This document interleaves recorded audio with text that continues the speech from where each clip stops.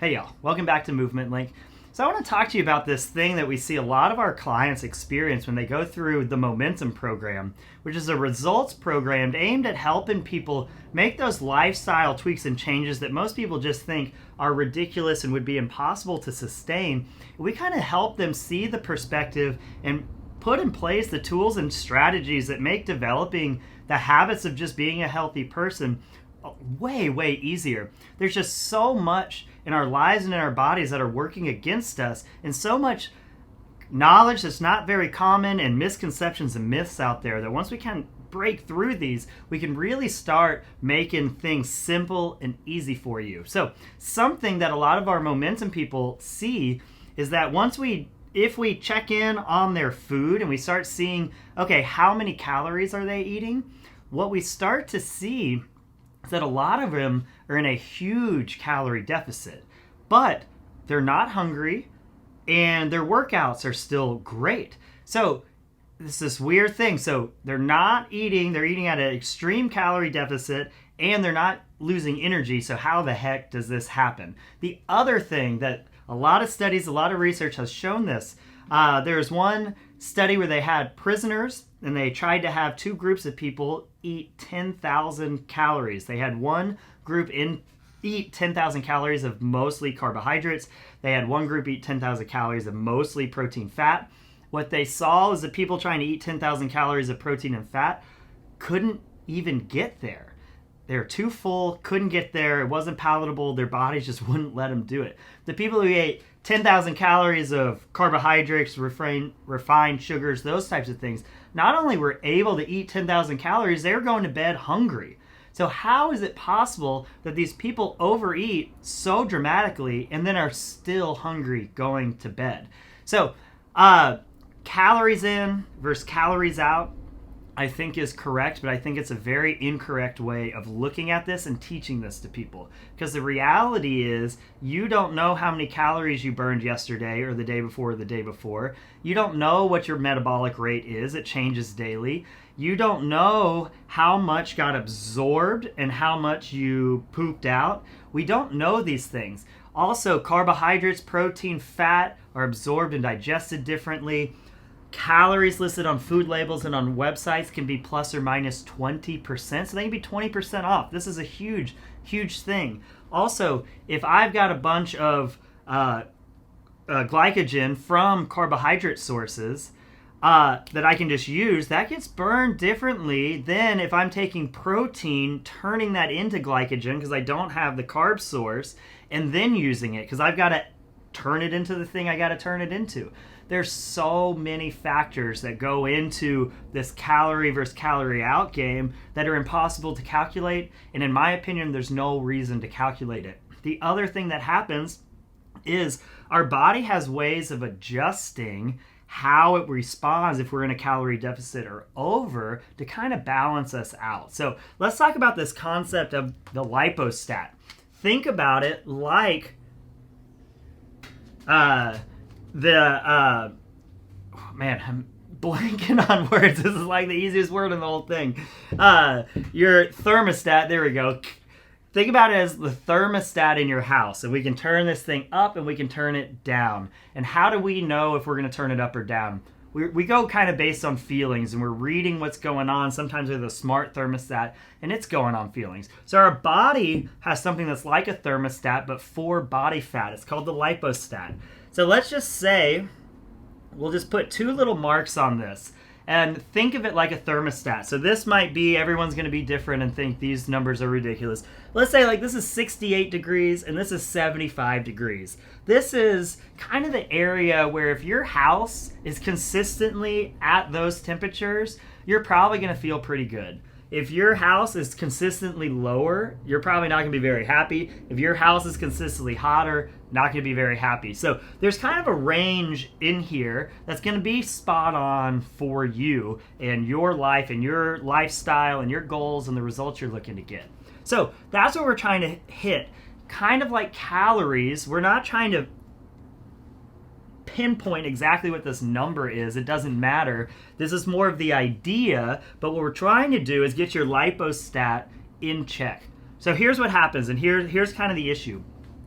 Our bodies, and especially our brains, have evolved for a really, really, really, really long time to get to be able to do the things it does. So I like to think of our brains and think of your brain as two brains. There's you, and then there's your primitive brain. Your primitive brain is extremely valuable to us. It's the thing that gets us to breathe when we're not thinking about it. It's the thing that knows that if I want to take a step, it knows exactly what muscles to fire. It fires it. It's the thing that runs in the background and makes your life so freaking easy. Here's the problem. 0.008% of our evolutionary existence has been in an environment like we live in today. Fast food, processed food, grocery stores, cakes, this and this, science of knowing exactly how the brain works and how to get us to eat these things. Our primitive brain has not developed to handle our environment. So we need to keep this in mind because so many articles, so many people talk about you just got to go on feel, got to go on feel, got to go on feel. And I completely agree. I eat completely based on feel. I don't count calories, haven't. Oh God, I've gone on little 1 week things at a time just to see where I was years ago. Don't count calories, and I stay almost the exact same weight every single time I'm on the scale. And we'll get into kind of why I think that is here. But we've got you, and we've got your primitive brain. So basically, your primitive brain is trying to help you survive. It is the thing that stresses you in good ways to do the things that you need to do to survive. So what's important for survival? Reproduction. What's important for reproduction? Being healthy. Part of being healthy is eating food. So our primitive brain has evolved to love, oh my goodness, to absolutely love high calorie foods. It loves salt, fat, sugar, high carbs, simple carbs, those types of things. That's a salt. It loves these things. It loves palatable foods. So let's think about this for a second. So if we're a hunter-gatherer, which would be us for the other part of our existence, most of it, if we're a hunter-gatherer and we're walking around and we see a beehive, it makes so much sense to us for us to binge and indulge on honey because there's likely going to be weeks, months at a time during the year where we're almost starving and we're at a huge calorie deficit. So our primitive brain has evolved to take advantage of situations and to get us to take advantage of situations. And if there is honey around and your brain knows about it, your brain is just driving you to eat it because that calorie surplus is going to get stored as body fat, which is going to be vital for tough times that might come up. We've never, 0.008% of our lives, this is the only time we've lived in existence where for most of us, if you're watching this video, hopefully you're one of someone who lives in a situation like I do where we're not worried about starving. We've got food everywhere. So our brain, our primitive brain, is not capable of handling this. We're capable of understanding it. But the hard thing is the primitive brain is what drives us. So let's think about this. Hold your breath. Just do it. Don't think. Just do it. Hold your breath. Stay holding your breath.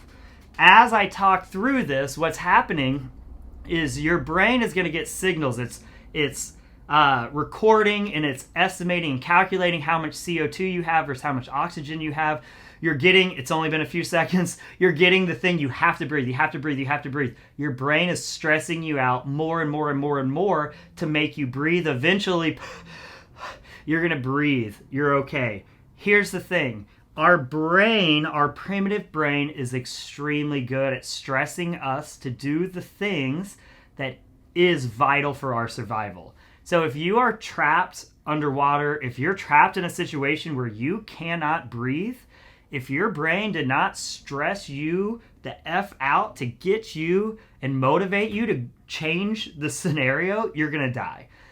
We need our brain to do this. It is vital for us. But like we've talked about, in some circumstances, we don't need it like that anymore, and it hasn't caught up. So there's people that hold their breath 3 minutes, 5 minutes, 10 minutes. There's people that's been underwater for 45 minutes, passed out. Bring them out, revive them. They're completely fine. No brain damage, nothing. Not to say go do those things, but you don't need more oxygen. Maybe you need to exhale carbon dioxide, but you don't need it like the way that your brain is trying to get you to do it, because it's more important to get air coming in and out than it is for you to hold your breath. So not always are these signals correct. You could have held your breath for 5 more seconds. It would have not been fun. You could have done it. You could have done it for 30 more seconds. Again, wouldn't have been fun, but you would have been able to do it. You would have survived. You would have been completely fine. So this primitive brain is constantly getting in bids from our body and the rest of our senses and everything.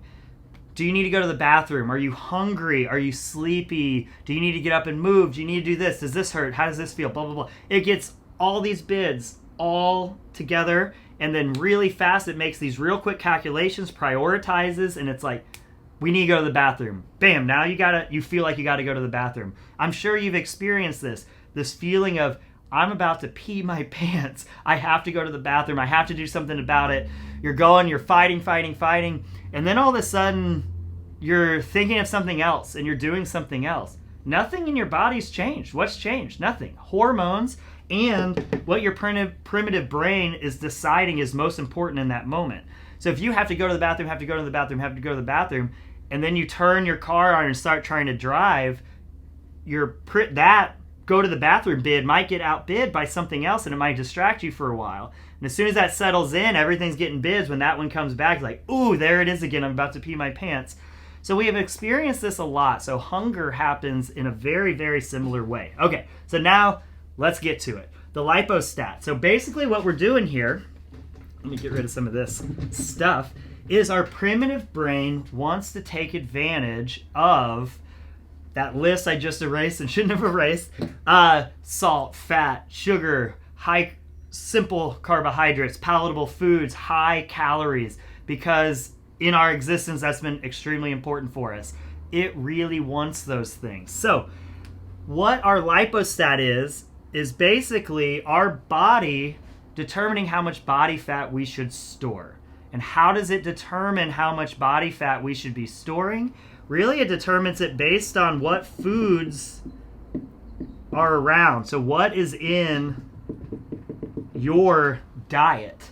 And if your diet and what you smell and what you see and what you're seeing on commercials and what you're seeing your friends eat and do, if your diet is filled with processed food, sugary foods, alcohol, all of these things, your brain bumps, let's see if we can get a different color here, your brain bumps your lipostat up. And the thing is, we've never had to deal with this ever in our entire lives, as prolonged periods of this. If your brain bumps your lipostat up here, and all you have is one beehive that you're going to get stung 100 times trying to get, and you're going to share it with the rest of your tribe and your community, it's fine that your brain bumps your lipostat up to a point that says, hey, we're going to keep going until you weigh 800 pounds. Maybe, I'm just going to make up numbers. These numbers don't mean it. Don't read into these numbers. I'm just going to make them up. But let's say 150 to 175 pounds. That's kind of your zone. You'd be happy somewhere in there.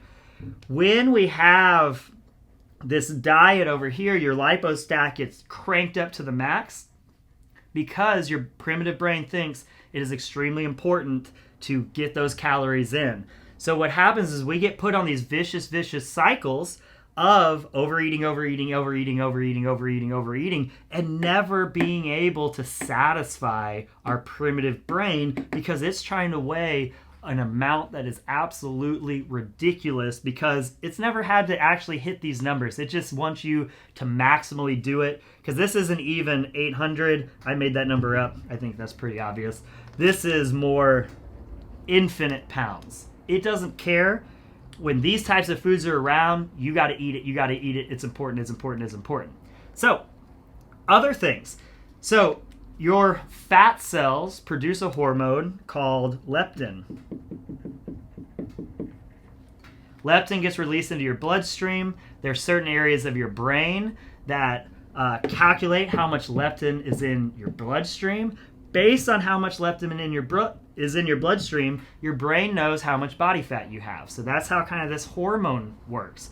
So your brain takes you, and it's like, okay, here is, we'll use 150. Here is our lipostat number, 150. I've calculated how much leptin you have in the system. You hit the mark here. You're underfed. You're at a calorie deficit. What are we going to do? I'm going to make you feel hungry. And that's by releasing a hormone ghrelin. Makes us feel hungry. I'm going to shut you down. Low energy. So a lot of people, when they go on these weight loss things where they're counting calories and doing this without actually changing the types of food in their diet, what happens to them is now they got their lipostat up at this ridiculous number, and then they're eating at this rate, and their brain is pushing and pushing and pushing them to be here. So they're going to be hungry. Their brain shuts down their energy level. So this goes back to calories in versus calories out. Is that correct? I think yes. Is it useful? No. Because now we have less calories, but how many calories are we going to expend in the day? Your body is going to force you down. You're going to use less calories. You're going to feel more tired. You're going to move less. When you're moving, your body's not going to give it as much ATP and energy to use. It's going to shut you down a little bit to conserve energy because it's trying to get the net balance to hit that lipostat number. So then what are some of the other scenarios here? So now your brain is calculating leptin levels, and it calculates too much body fat. Okay, you ate too much today. There's so many of these calorie people that talk about, oh, if you take one extra bite of food, that can be 5 to 10 calories. And over the course of 5 to 10 years, that's 10 to 20 pounds of weight from one extra bite of food. That's not how it works. There's another group that's like, okay, well, what does it take to store 5 extra calories of fat in your fat cells? And all of these things they're impossible to calculate, so there's no reason in trying. So what happens? We eat too much food, we have too much body fat, our brain has its lipostat set somewhere, okay? And it registers this as, oh, too much food. We need to dump body fat. So what do we need to dump body fat? You need to feel full and satiated. You're not hungry. You also need to use more energy. So this is where people start fidgeting. They don't even know they're doing it. They're sitting there and they're tapping their feet. They're going to bed and they're hot. What you'll see is if you've eaten in a calorie deficit, you might go to bed freezing cold. And if you've eaten too much that day, you might go to bed like you're a furnace. So your body burns the excess as body heat. It burns the excess as just making you fidget and move. Burns the excess as letting you have more available for your movement as you're exercising, as you're doing these things. And it gets you to eat less by making you feel full. So let's look at what if your lipostat was here and you ate this. Now, it's not these things. This is the things we just talked about because this is still on the backside of this. You're going to feel hungry.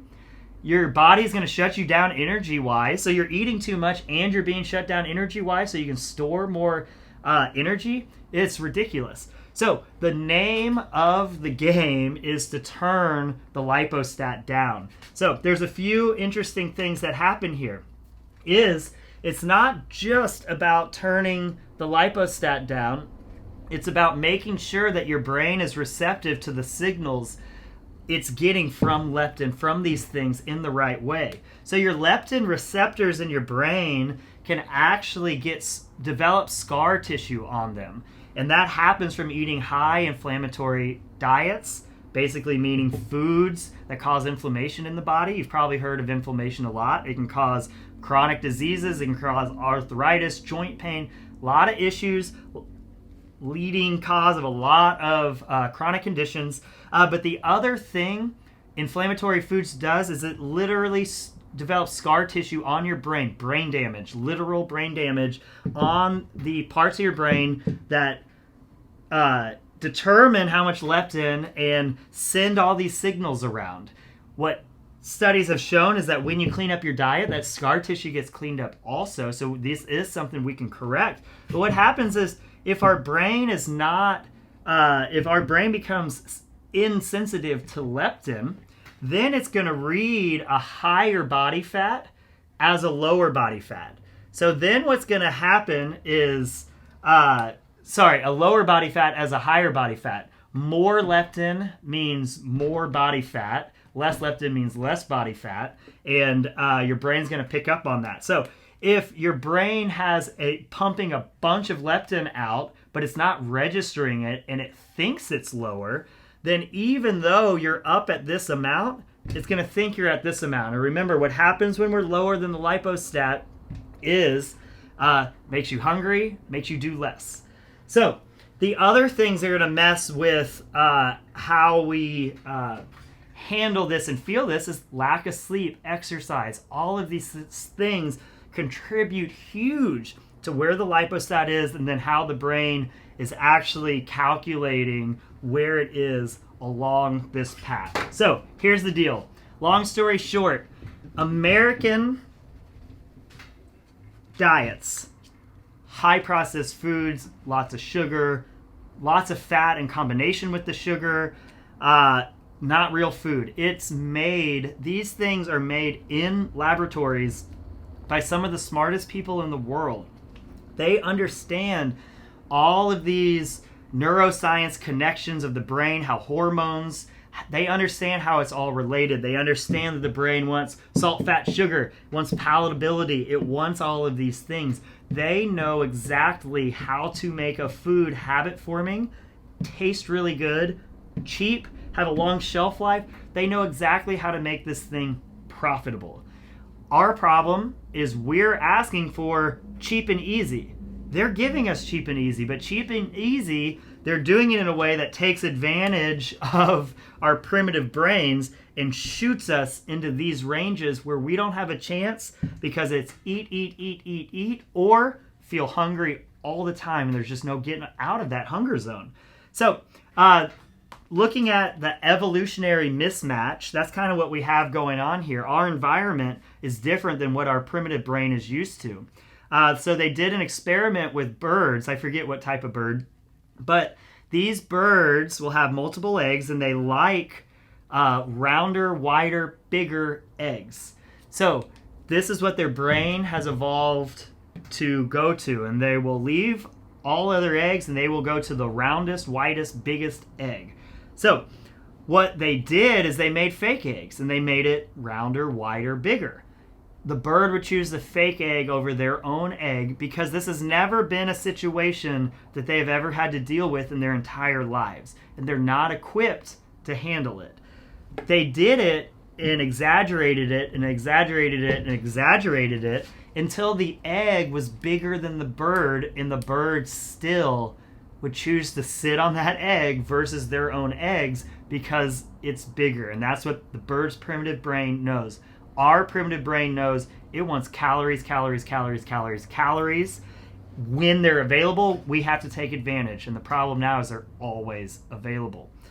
So our goal, move that lipostat number down. That way the feelings we're getting are true. When it's telling us we're full and satiated, it's telling us the right thing. When it's telling us we're hungry, it actually means that we're hungry and we should eat. So now we can start eating by feel.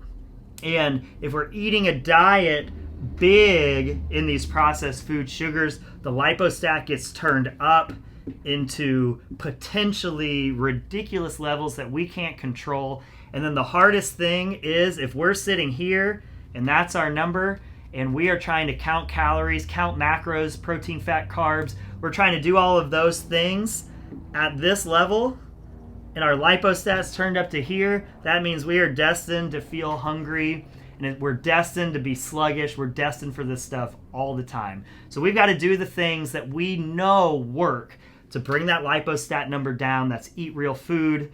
That's get rid of inflammatory foods. That's exercise 3 to 5 days a week. It's get enough sleep, get enough non-exercise activity, do yoga, do meditation, do mobility exercises, get 10,000 steps a day, de-stress. These are the things that control your lipostat and really control what your diet is, because it's not about if we add ice cream into the diet, now we have more calories. That's true, but that's not the game. Now we have more inflammation, so our brain doesn't read our body fat signs well enough, but also we've turned that lipostat number up because ice cream is now something our brain knows about, and it is going to stress you to eat it just like you get stressed to breathe if you don't breathe. So be smart. We got to turn this sucker down, and when you're living a life with a lipostat here and you're eating in this range, life is really, really good, and it is really easy to do the things you want yourself to do. When your lipostat is out here and you are trying to eat at a range that's over here, oh man, it is a daily battle, so strap in and get ready. Hope this helps. Talk to y'all soon.